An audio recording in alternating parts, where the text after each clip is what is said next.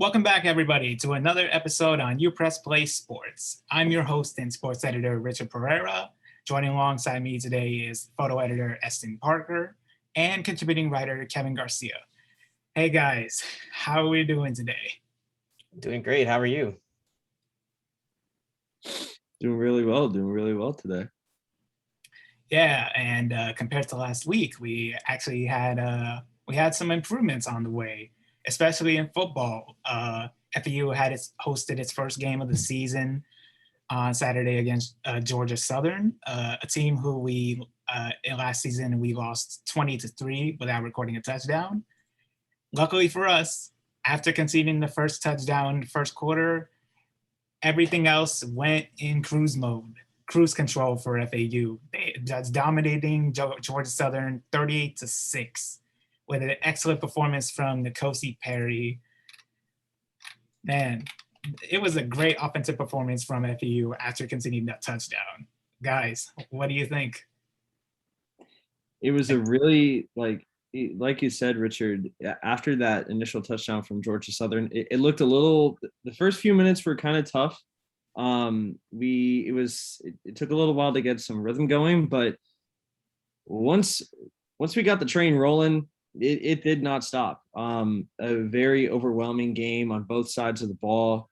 And I think you saw that resilience, I think, because they easily could have folded early on, especially after not playing very poorly against GSU last year. I think this was a fantastic response, and hopefully they can carry this momentum throughout the season. So, yeah, talking about the second half was just crazy. The first half, we scored 2 touchdowns, but then just coming back in the second half, it was just an onslaught from that point. Yeah, it was just sensational from FAU. Perry completed 19 out of his 27 passes for 332 yards and 4 touchdowns. And in the running game, Johnny Ford had 50 attempts, gained 81 yards. Like Larry McCammon III, he had 48 yards on 7 attempts. Like, the offense did its job. Mm-hmm. That is crystal clear from what we saw in the performance against Georgia Southern. And not only did the offense go off, the defense, that's pretty much one of their best defensive performances this season. And it's pretty much a sign of what's to come. And they clearly adjusted their defense after losing their season opener to the Gators. So it's pretty clear that they are on the road to good things as the season goes on. Yeah, I mean, only giving up 257 yards, that's a testament to good defense. Absolutely. And continuing that, forcing turnovers defensively too is really important. I believe we got 2 picks this game and almost a third. I think in the third quarter, I forget, it was one of our linebackers where GSU's quarterback dropped back and it went right through one of our guys' hands. But I think that as Kevin, thinking of Correll Smith. Mm-hmm. Yeah, it looked like he had it in and like he secured it, but I think the fact that we've been getting to the quarterback, forcing pressure and forcing turnovers is huge, especially once we get more into Conference USA play. Yeah. FAU's next game will be on Saturday against Fordham. I will be attending the game myself, and it will be my first FAU football game in person. So I know I'm going to have a lot of fun watching them play on Saturday. Man, that's exciting. Yeah. Awesome. Yeah, it's going to be a lot of fun. And moving on to FAU soccer, and we'll starting off with men's soccer.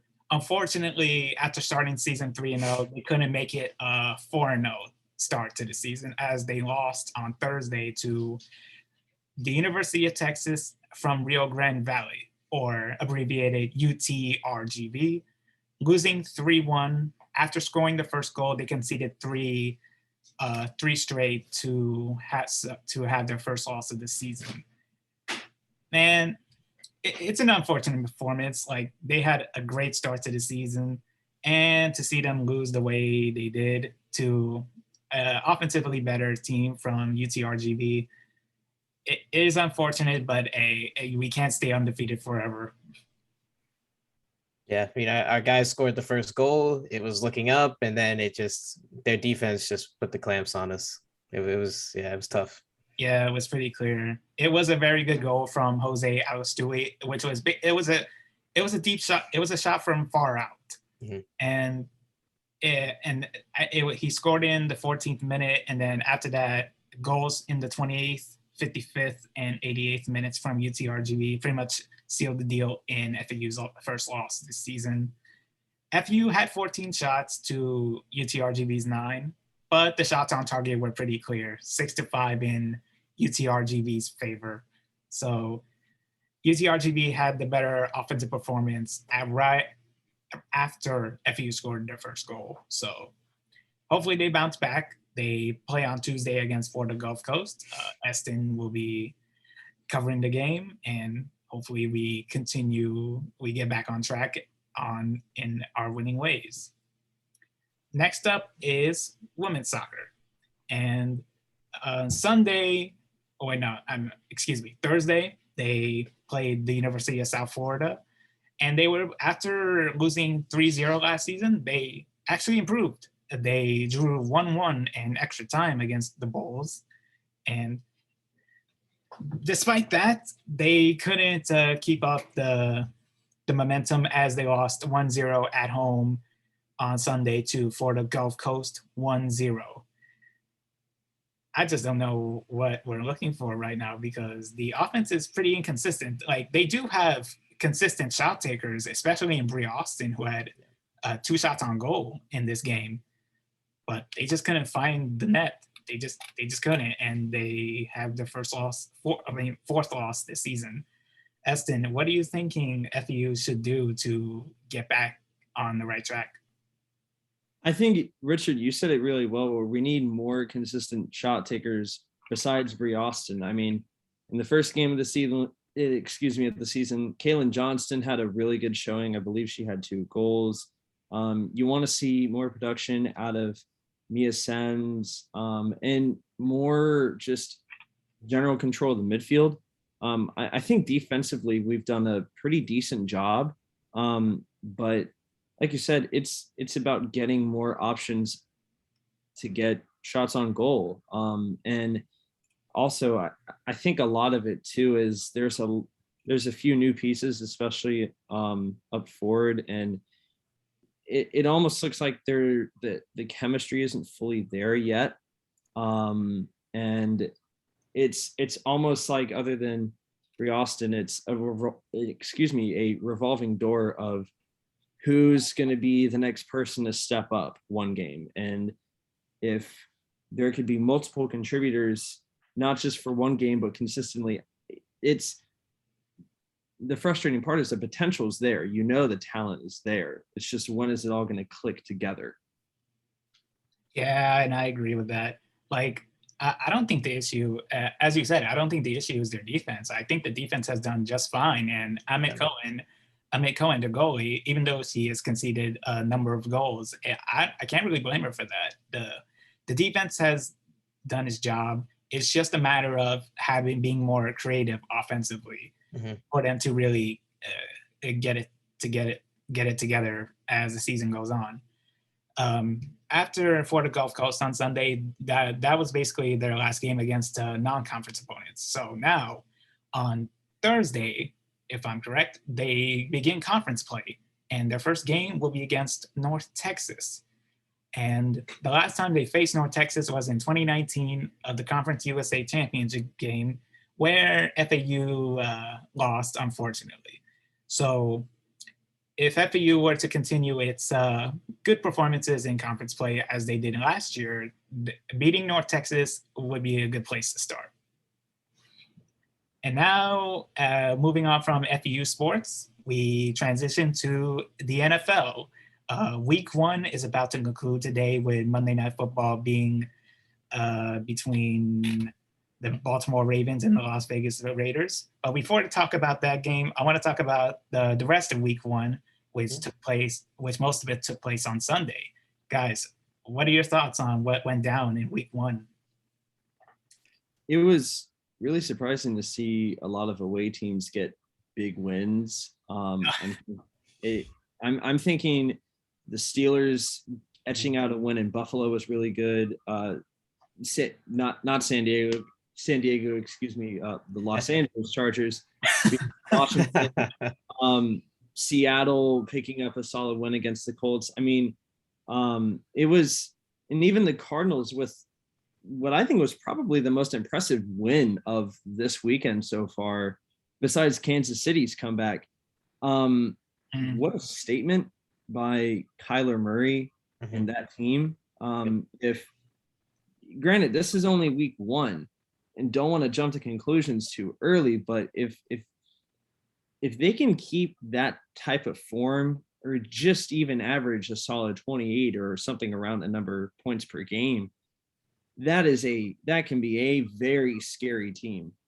And also, I'm sorry, Richard, but it was great to see a nice Dolphins victory this weekend. Jalen Waddle with his first touchdown, hopefully first of many. And even I liked at the end putting Jacoby Brissett to run that little QB sneak. You know, we as Dolphins fans, I think we can all agree that we don't want Tua getting hurt. Yep. So getting I feel like if that's the role that we have, or one of the roles for Brissett, that's okay. So, but it's been really exciting. You know, Eston, I agree with you about the Cardinals beating the Titans being very shocking, being a big story.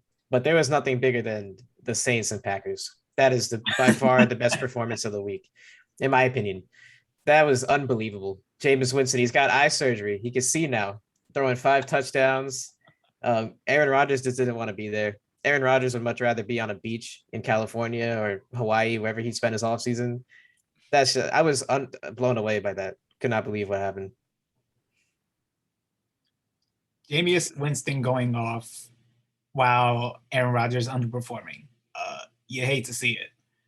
And as a Pats fan, I'm not mad at the loss against Miami. I was kind of expecting it, but I was expecting a good performance from Mac Jones, and I got that. He had a solid debut against Tua. So if he can keep that up, the Patriots could be in the playoff hunt as the season goes down. And the Cleveland and Kansas City game, man, I was rooting for Cleveland to upset Kansas City, but to see Baker Mayfield throw that interception when he could have just taken the sack or just throw it out, like that was just frustrating, man. That was just frustrating. That's part of the Baker Mayfield experience, man.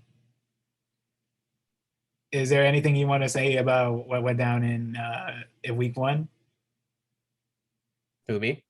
Yeah. Anything else to add?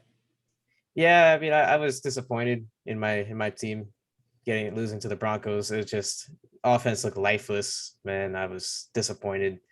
You know, I thought the Giants were going to come out swinging. Daniel Jones was doing Daniel Jones things. Saquon did not look healthy quite yet, and yeah, that was tough. That was a tough one to watch. Yeah, and week 1 will conclude today at 8:15 between Baltimore and Las Vegas. So which team are we going for this one? Baltimore or Las Vegas? I think Baltimore is going to take it. I don't really see a route for Las Vegas to get the win here. I think, yeah, Baltimore is going to go in. They're just going to work harder. I mean, yeah, they've had some injuries, but I still believe in Lamar Jackson more than I do in Derek Carr at the end of the day.